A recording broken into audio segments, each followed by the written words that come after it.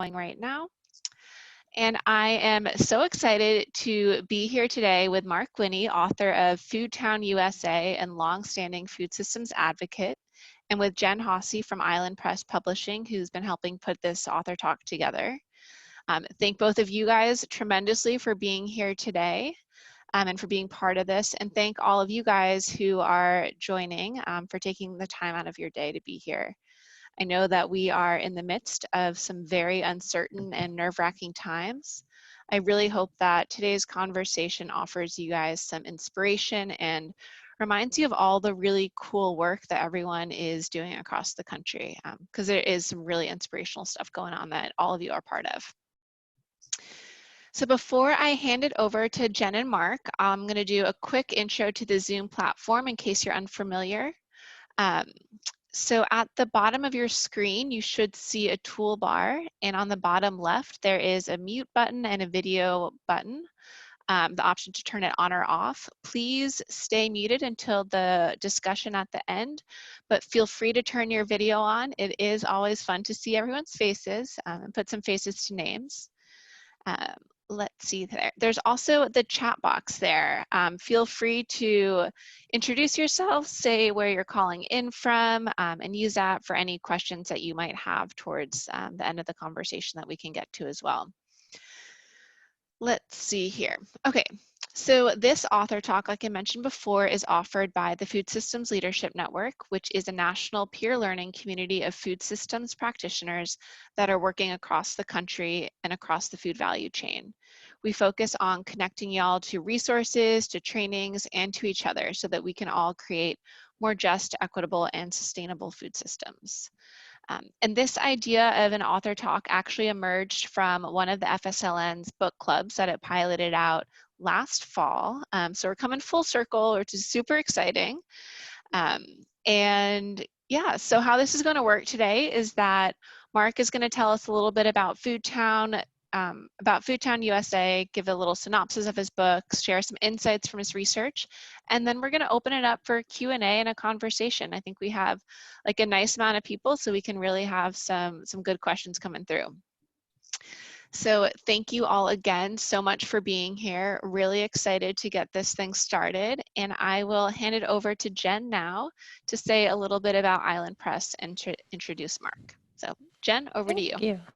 Thanks, Annalena. I appreciate that. And I appreciate you organizing this and everyone being here.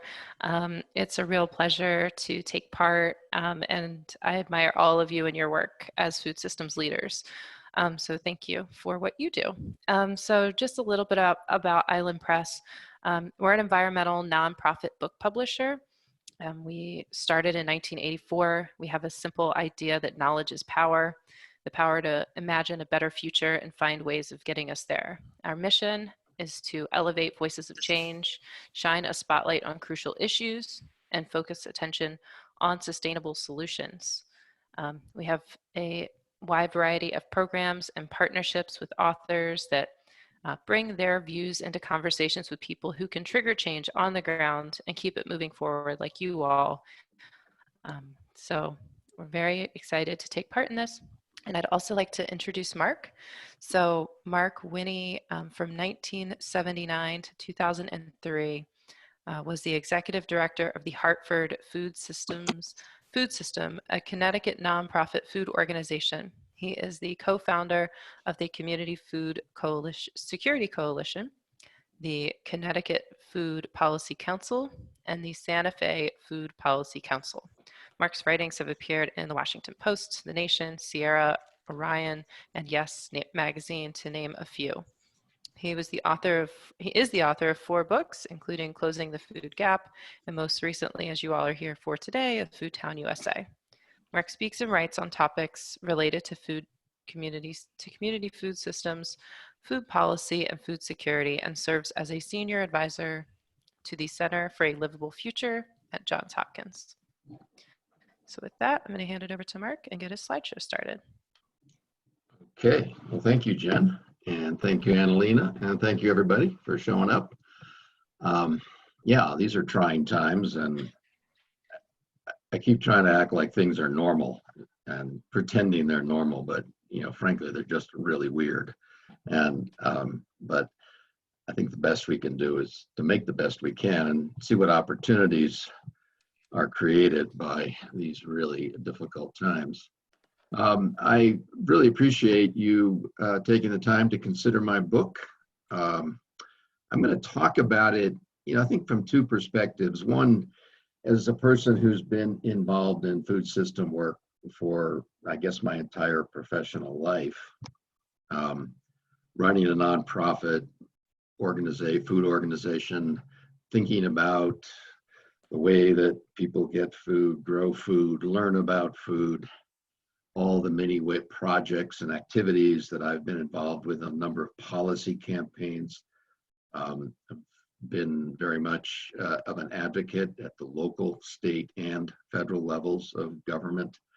But I think about my work that way, but I also have had this other predilection, I suppose you'd say, to become an author, to write.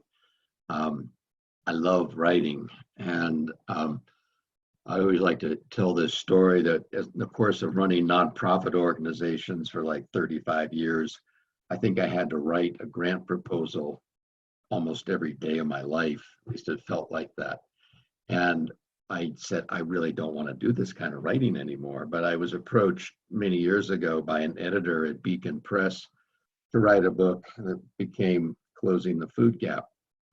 And I said, oh boy, that sounds like fun. And I jumped into that process very eagerly. And I decided to send along a draft of a chapter or two to my editor. And he read it. He said, it was pretty good, Mark, but it sounds a lot like a funding proposal. So I had to learn how to rewrite. And I'm grateful for that. I'm grateful for the opportunity to be a writer and to be able to write about what you know, as they always advise you. And occasionally I've written about stuff I don't know. So this talk is both about, being an author, the process of writing a book, as well as the subject matter itself, which is partly a synthesis of my experience over the years, as well as what I learned from going to 7 really interesting but rather ordinary places in many respects. So maybe we go to the first slide, Jen. Or actually, I think we have our commercial advertisement here is, of course, to sell this book. And Island Press is being good enough to offer it ebook version at a steep discount. And I hope you do that. Hope you can get a hold of it.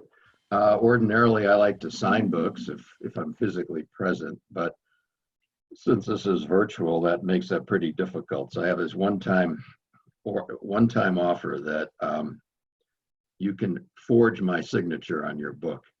You have permission to do that, and it might be just as good. So next slide. A very generous offer, thank you. And I will also throw in that we do now have the warehouse open and physical books are available. So both ebooks and physical books, so that you can forge your signature. Okay, so you can actually forge a real signature, have a really good forge. I don't know what that looks like, but anyway, you can do what you want with that book. So why did I write this? What was my motivation? Part of it grows out of the fact that, again, that I've been in food system work my entire professional life, and I always try to understand what works, what doesn't, what are communities doing? Why pay attention to food at all? And of course, having grown up more or less in the food movement, I sort of witnessed it going from practically nothing, barely being a passing thought in anybody's mind, to something very robust, very exciting. I mean, just the number of organizations, the number of policies, the number of books that are written about food. It goes on and on about all the evidence that exists to show the expansion of this thing that we call the good food movement, or the local food movement, or the regional food movement, and food systems. So I wanted to explore that more, and sort of coming from the position that I'm thinking and realizing that that food was no longer just an exciting topic in some of the cool and hip places in America, like Brooklyn or Boston or Boulder or Berkeley, but also in some of the other B towns like Bethlehem, Pennsylvania, and Boise, Idaho. And I thought if I could go out and find and really see what's going on in these places, discover, in fact, that good food is now the new normal, I think that would sort of tell a tale of excitement and growth that we haven't quite fully realized yet. I also wanted to see what, food isn't just a source of our sustenance. It's also something that connects us in a community. It's something that adds economic value. It's obviously connected to health. It's also connected as well to the environment. And I also found it has a way to heal, to bring communities together, but it also has a way of dividing. And in that respect, looking at particularly at some of the racial divides and inequities that existed in some of these communities. I was certainly interested in how, what the economic contribution is. It's not, I think sometimes we think about local food as being something that's grown and sold at the farmer's market, or we don't get too much, or a food hub, or we don't get too far beyond the sort of the growing side. But there's also the serving side, there's the preparation side, there are restaurants, there's coffee shops, there's roasters, there's brew pubs. I mean, a very exciting and robust range of food options that make up our, the economic life of our communities now. That's much more localized than it used to be. How do communities, I think the other thing is that while it's almost like a contradiction. It says, well, we have this great robust food scene, which sometimes gets sort of associated with an elite sort of enterprise, but at the same time, how are we addressing the needs of everybody in a community, not just that group that wants a good cappuccino or a nice IPA at the end of the day? How are we taking care of our own? So I wanted to look at that also from this perspective of local and community, and any other challenges that might be facing a community. So I'm going to give you kind of a quick synopsis of the 7 cities that I went to. The first 4 that you'll see are going to be really are going to be a quick synopsis, and then I'm going to spend a little more time on the last 3. So the first 4 will just be quick. The last 3 will be a little more in depth, just to kind of highlight certain issues. Good. So Alexandria, Louisiana is in central Louisiana, made up of 12 parishes or counties. It's mostly rural, very high poverty and obesity rates. And I think the thing that really struck me the most about it is an organization called the Central Louisiana Economic Development Alliance, which uses food as very much as a part of their much bigger economic development strategy. And the evidence of which is 3 full-time people working on food system issues just in this economic development organization in a city that's relatively small to medium-sized city. A lot of problems, a lot of issues, but been able to see a really robust growth in the in farmers markets, cafes, food pubs, so forth. But also a place that has a very powerful and unsettling history related to race, extending back to the antebellum South, and that is still, in fact, evident today. Next slide.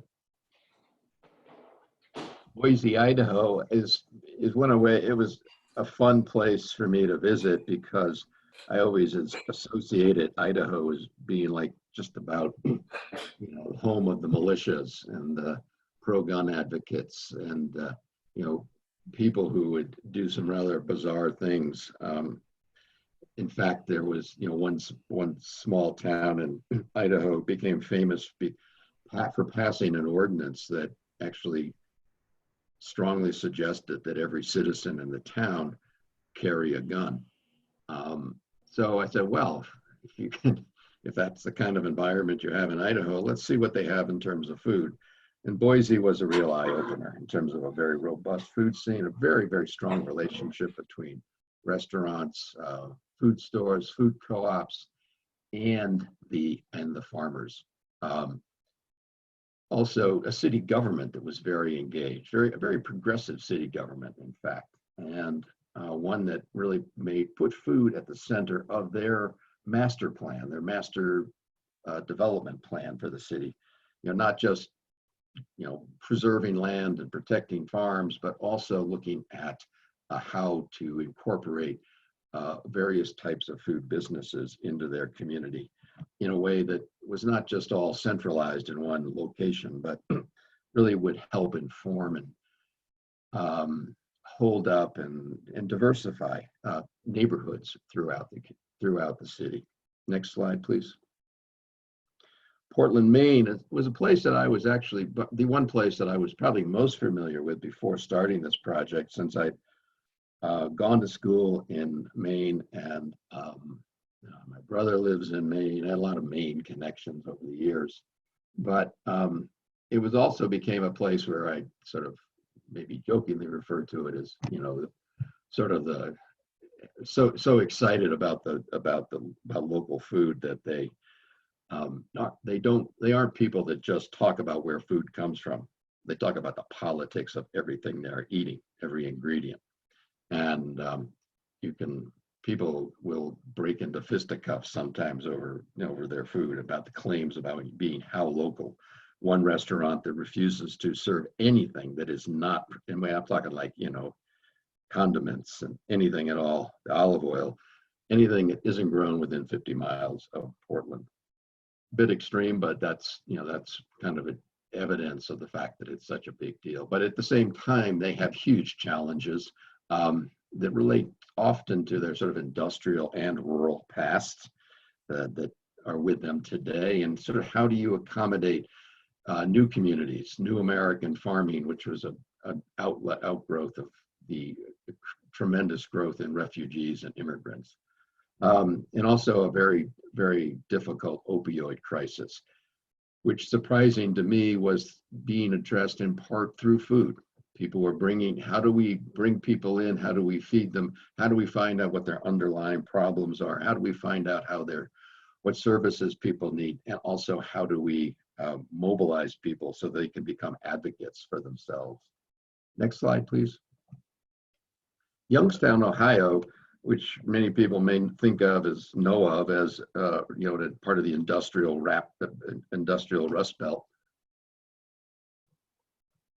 and in the Mahoning Valley of kind of the northeastern quadrant of Ohio, was perhaps the most challenging place for me to sort of defend my thesis, if you want to call it that food could be a major contributor to a revitalization of a city. Youngstown had so many problems, both historical and current, that it did present enormous challenges, yet it was one of those places where you saw both the opportunity and the challenge. The opportunity being that there were no supermarkets, and the city was very riveted on how could we bring a supermarket to the city? How can we use our farmers to help lift up the community? How can we also get a lot of funding support in order to bridge some of the huge both nutrition and food access gaps that we have? And they were actually beginning to form partnerships. It pointed out the role of institutions as being major players in the revitalization of places like Youngstown that have pretty much hit bottom. And seeing the power of those partnerships, particularly when they're informed by strong community foundations and hospitals, and engaging the community, really showed there was a promise there. So let's go on to the next slide, and I'm going to go a little bit more into depth here. Jacksonville, Florida, Northeast Florida, was a fascinating place, one that where you really just didn't have all the things that I was seeing were not very evident or very present going back even 10 years. Kind of an old military, naval base kind of place, a lot of transients, but transient population, a lot of going on. And at the same time, a hugely robust food scene starting to come along, and a farmer's market that was had a lot happening. Food entrepreneurs who were coming together, working together to provide, just really lift up the quality of life. But at the same time, you know, it was a city very much divided by race. Huge section of called the north side of Jacksonville, 95% African American, having really the poorest part of Jacksonville. And I should say that Jacksonville is a very large place geographically, because its city and the county merged some years ago. So it actually has the largest square mile size in the country, or at least in the lower 48 states. So large areas that are really vast food deserts. And what I saw here was the way that people are working together and identifying these problems, and some really strong leadership coming both from the grassroots and from later City Hall. City Hall coming along slowly, but slowly beginning to realize that food was something they had to pay attention to. So it was just that it was the place where where I think the other thing that was important here was that there was growth taking place from companies like Amazon. There were hospitals that were playing a huge role in providing, you know, income and again, institutional support. So it was a city that was sort of rising up slowly out of the ashes, almost out of the swamp. But the other thing that was really challenging and interesting that I saw more in Jacksonville than anywhere else was the impact of environmental change, climate change. Two major hurricanes had hit the city in 2016 and 2017, actually wiping out entire neighborhoods, and some of which will not ever be rebuilt.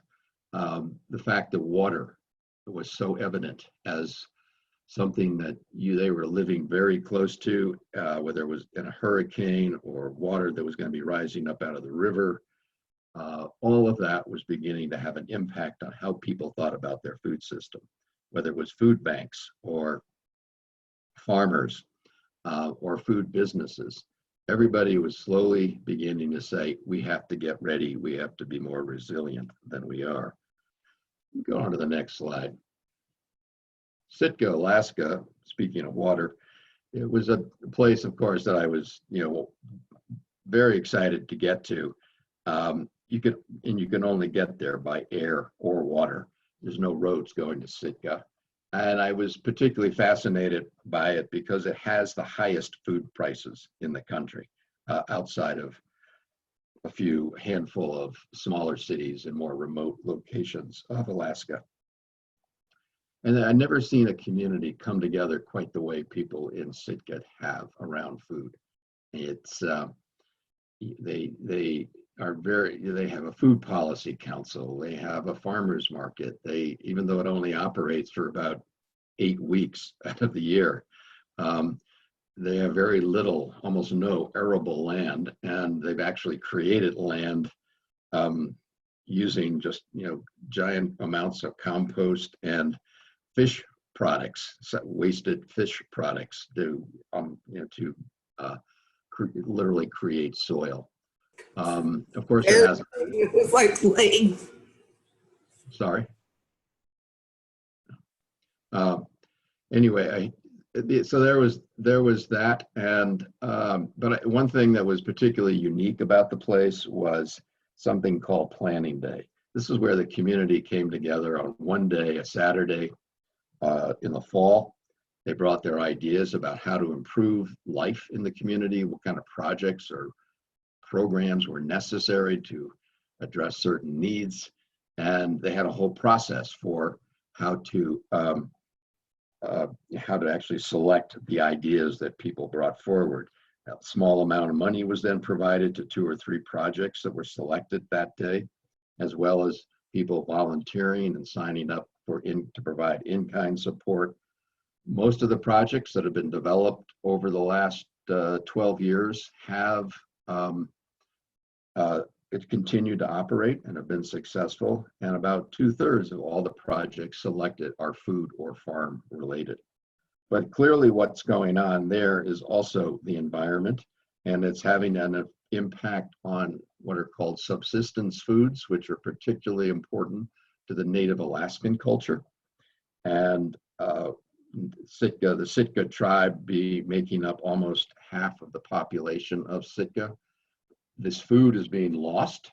Many of the species that both in the forest as well as in the waters are declining, directly related to climate change, and it's having a very negative impact on native Alaskans.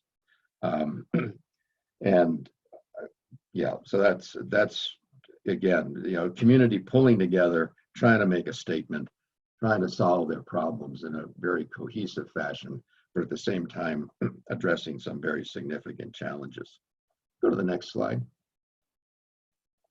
Last city I'll talk about here is Bethlehem, Pennsylvania. Eastern Pennsylvania, about a little over an hour from New York, but probably, if there's any city that's really emblematic of the collapse of industrial America, it's probably Bethlehem, where Bethlehem Steel shut down in the 1990s, throwing 30,000 people out of work. A city whose identity was defined around steel and started to look for a new identity. And what could they figure out what to do? It wasn't going to be anything industrial, that's for sure. So they actually turned slowly to arts and food. And that actually is what has driven the revitalization of that city. They did have and continue to have a very strong farming sector in the Lehigh Valley.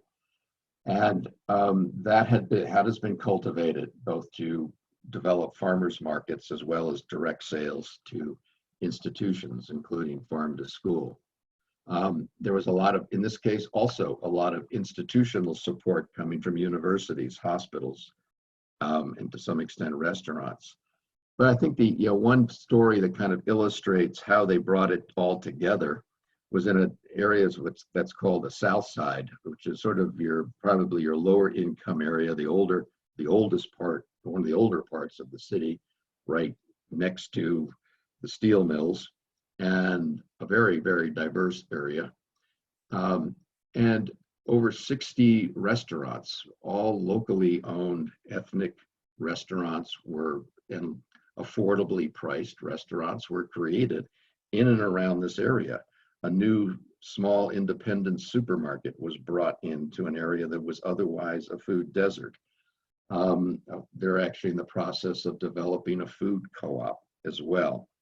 But there was a synergy created by the participation of these institutions, including what I think is a rather unique one, which is a charter arts school, for a secondary school devoted to the arts for the entire Lehigh Valley.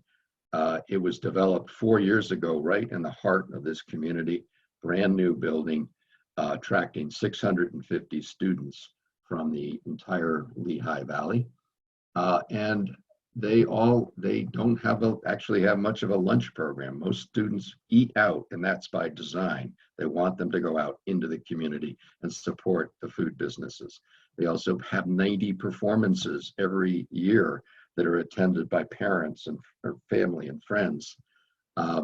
And these people are eating out. This is all by design. How do we create, find as much synergy as possible to support local food businesses from among the institutions and other programs and services?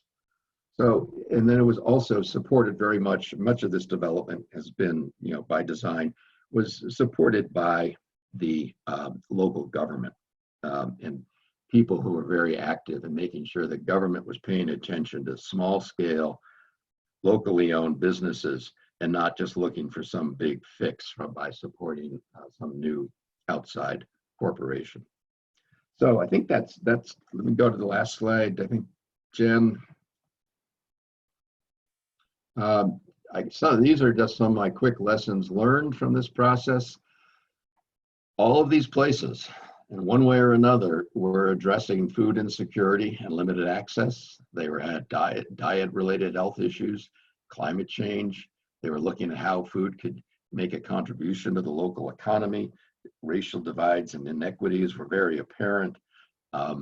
Cultural differences, yet people were at least working on them to some extent, making significant progress. Most of what I saw didn't exist according to people that I interviewed, and I interviewed about 110 people. Most of this didn't exist 10 to 15 years ago. It's new. The other thing that I think was striking is that people had what I would consider to be a food system awareness. They weren't just thinking about individual projects and activities. They had a bigger sense of the whole and how the different parts connected.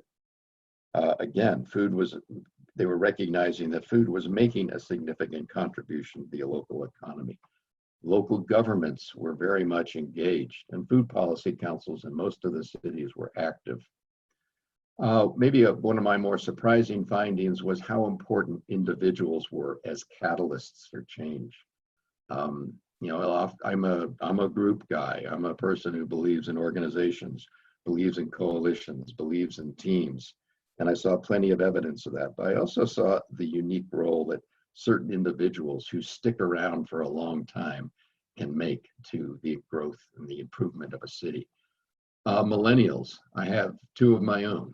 And I was impressed to see that millennials in all of these cities were playing a very prominent role as food activists, entrepreneurs, and so forth.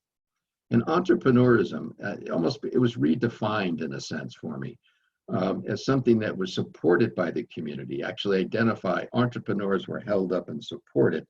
These weren't sort of the cutthroat, winner take all, the sole loner with innovator type disruptor that we sort of think of today.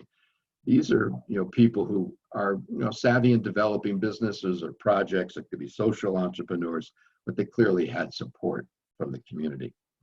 So I think I'm gonna pause at that point now and see if we have some questions or comments.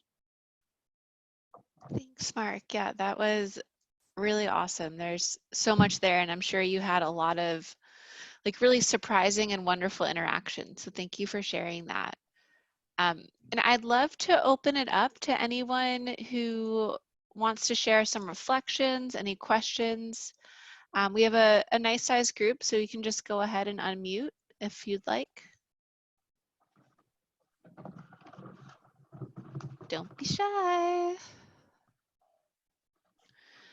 All right, well, until someone does, we did have a few questions that came in through both the registration and then in some emails. And I see that Benjamin Hill is on the call right now, and he had a great question here, Mark. Kind of combining this current state that we're in here, but do you have any sense for how the COVID-19 economic collapse will impact the food-related community-sanctioned entrepreneurship you talk about in your book? And Ben, if you're there and want to unmute to elaborate, feel free.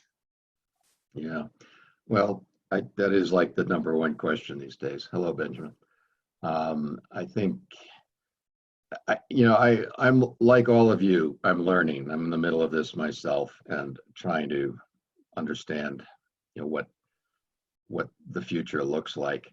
I've had numerous conversations with people more in my own community about how COVID has somehow highlighted and raised up, I think, unless I'm misreading the situation, lifting up our awareness of local producers. They seem to be I think people are seeing it in a way as an opportunity to say, hey, we can't, we have to recognize our vulnerability to the larger food system, not so much to run away from it, but to build up the capacity of local systems, local producers, the local food businesses, I see people, some of the more interesting work that's being done is very grassroots, I mean, there was a recent discussion I was a part of about revitalizing a plan to create a food hub in a nearby part of New Mexico from where I live. So I'm seeing and hearing more of these kinds of conversations. I think the other thing is the notion of preparedness. I've been around long enough so that I, was experienced the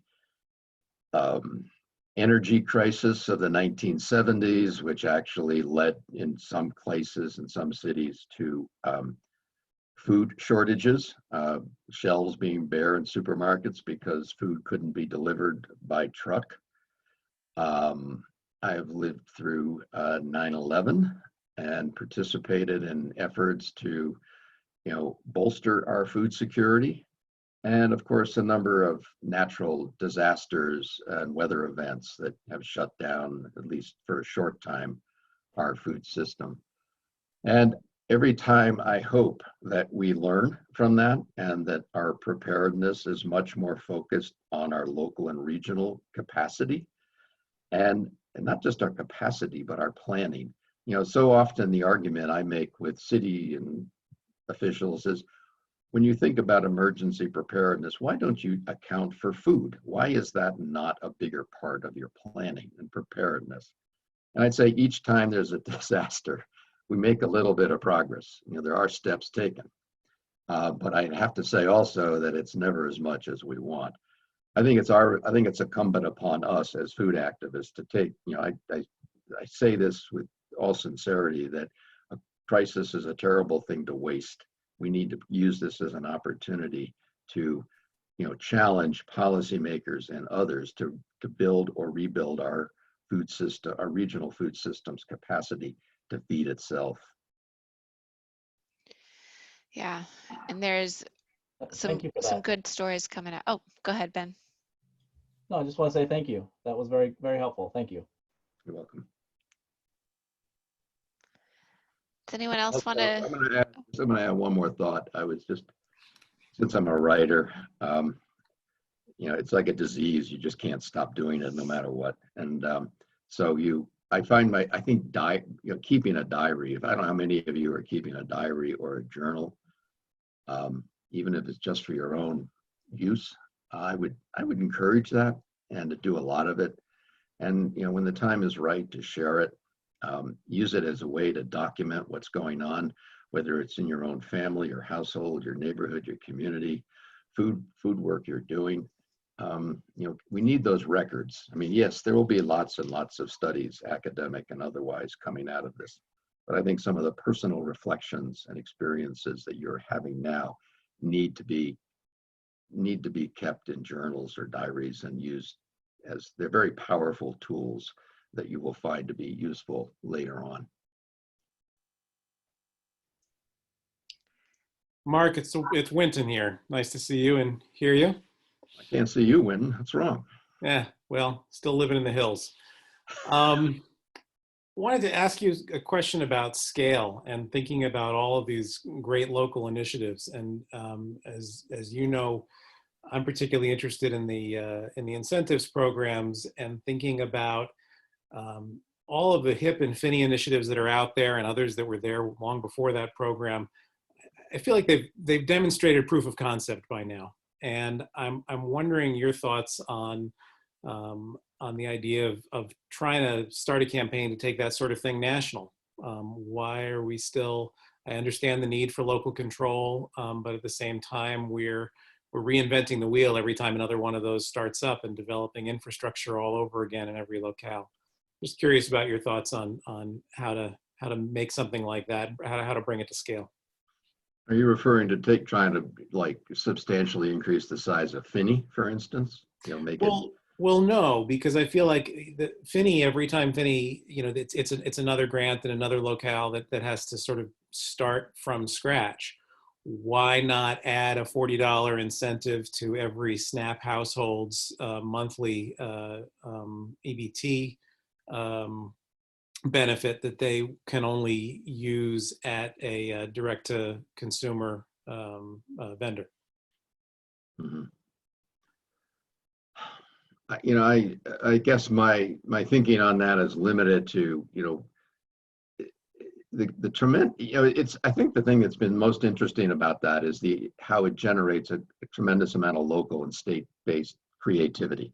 I mean, people come up with all kinds of great ideas, a new way of thinking about connecting people to healthy food.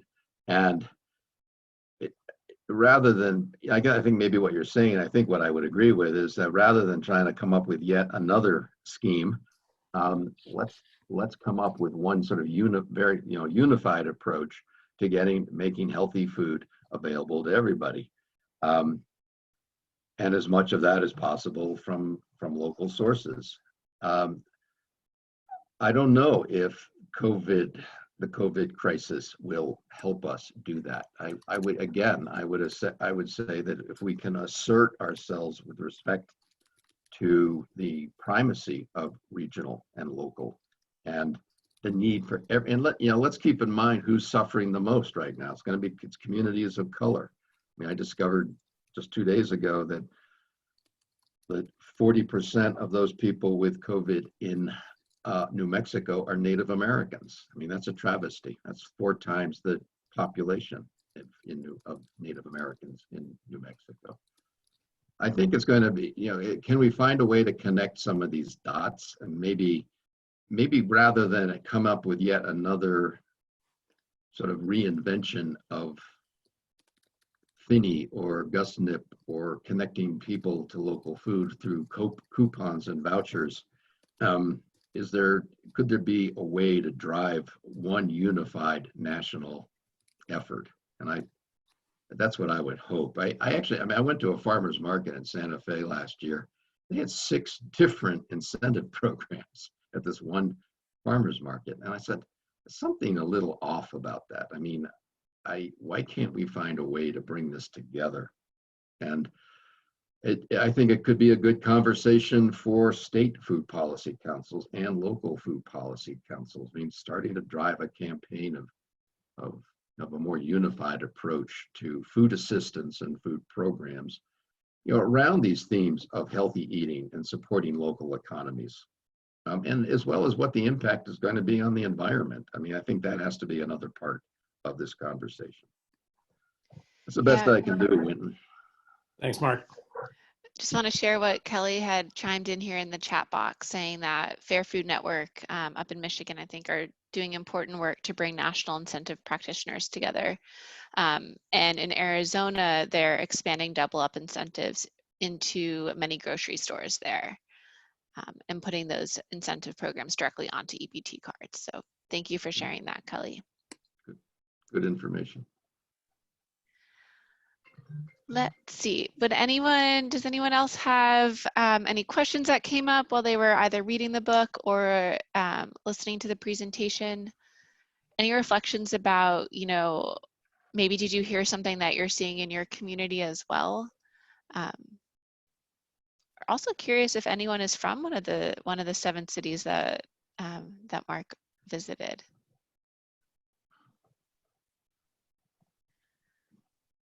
All right, well, we'll pull another question from from previously then. Here's one for you, Mark. Do you have, oh wait, let's go this one.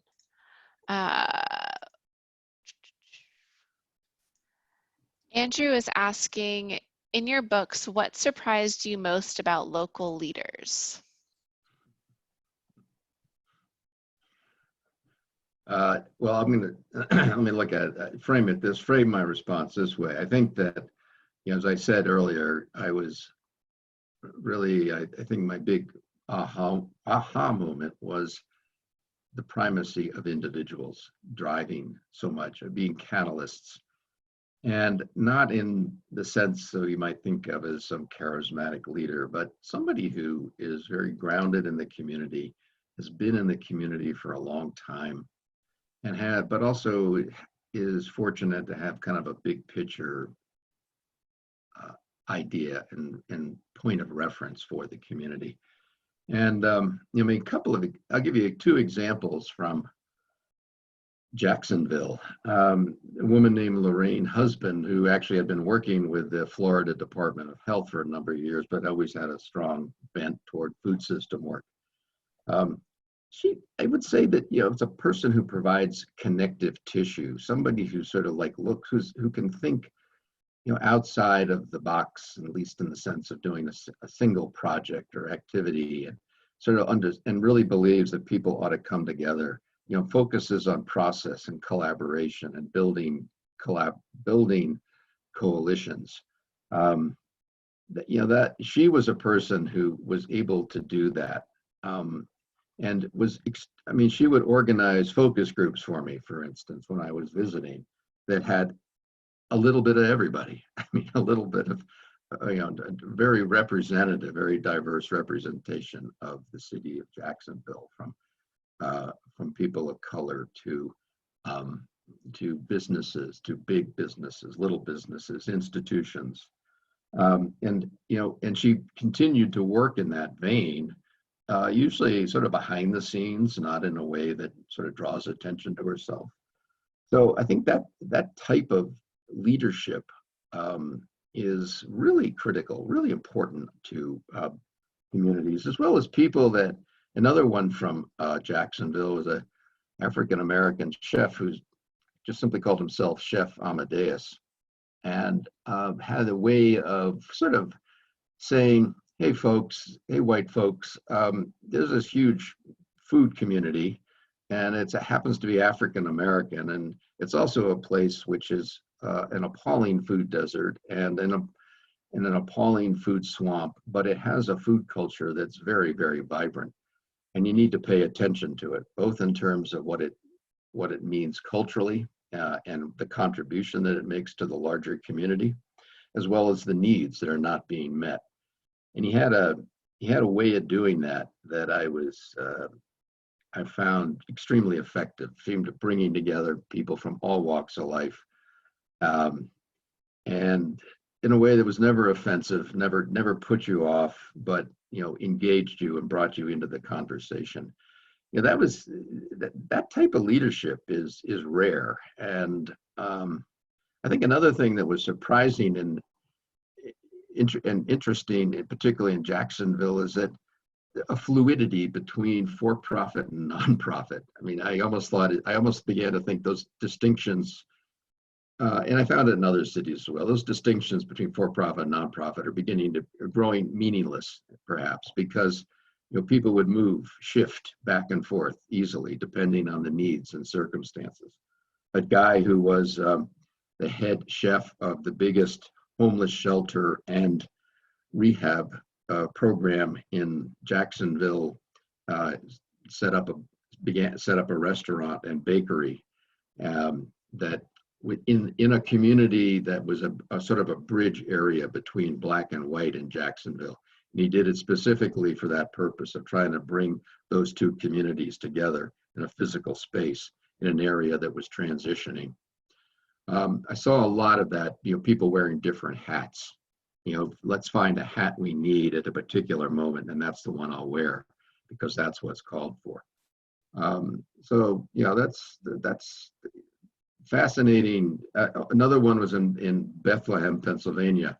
A woman named Olga Negron, who was the first Latina elected to the Bethlehem City Council, and she is now, I believe, or was recently, the leader of the City Council in Bethlehem.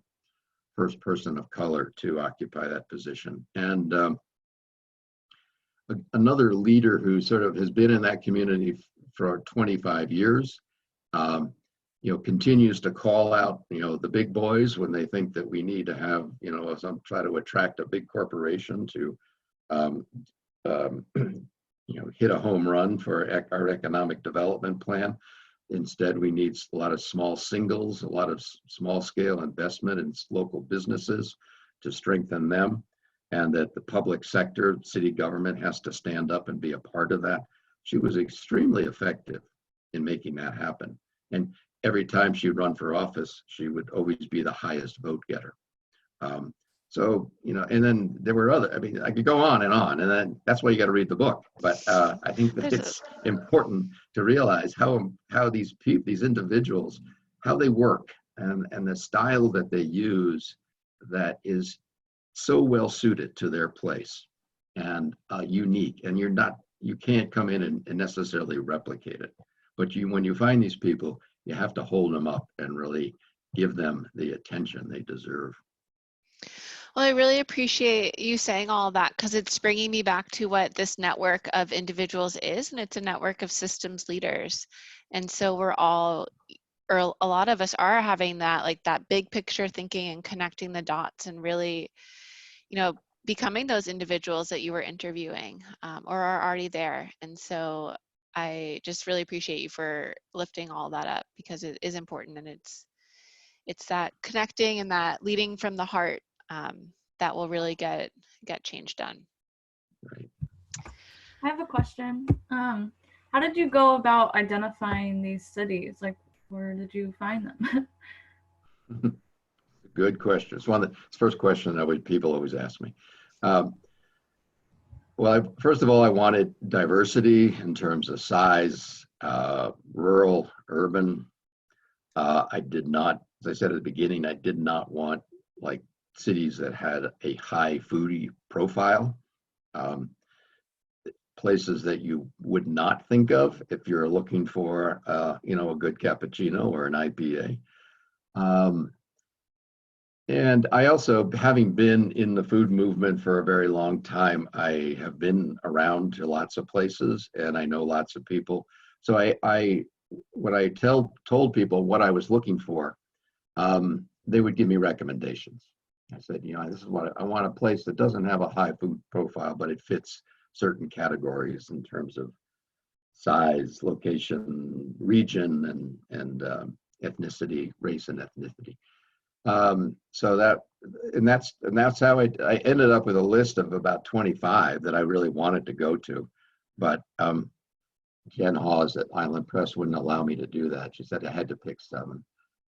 But next time I hope to be able to have, you know, those other 15 cities that I had to leave out. Those are the ones that I'd like to go back to someday. But I think it's a story that can be told about any place. I mean, you know, whatever town, I found any size, really. It doesn't. I did a story recently, the magazine article about a region of Northwest Kansas, which is bigger than my former state of Connecticut geographically, but only has 30,000 people. And the food stories that are going on there are fantastic. And same thing. And I think, you know, any of you can find those stories and sort of put them together and in the way that they tell something unique about that place, and raise that up, and that will then generate more interest and more activity around food and farming. And so hopefully it can have sort of that snowball effect. Yeah, it's popping up everywhere. Thank you. You're welcome. You've also inspired a side chat about getting another book club going to more thoroughly read Foodtown USA. So, well, I hope so. All right, are there any other last questions to come through? Going once, going twice. All right, well, I guess we'll close out a little bit early here. But thank all of you guys so much for joining today. And thank you, Mark. Thank you, Jen. It's really been such an honor to have you here and sharing your work and your thoughts. So really appreciate all the time that y'all are taking, and have a wonderful rest of your Friday. Thank you. Thanks, everybody. Take care.